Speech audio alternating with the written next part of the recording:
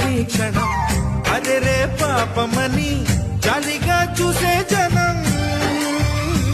గోరంత గొడవ జరిగితే కొండంత కోపమా నన్నుదిలి నువ్వు ఉండగలవ నిజం చెప్పవమ్మా అందరినీ ఇలా వెంటపడి అడగాల సరదాగా నువ్వే ఎదురైతే సరిపోదా నిద్రపోతున్న రాత్రి నడిగా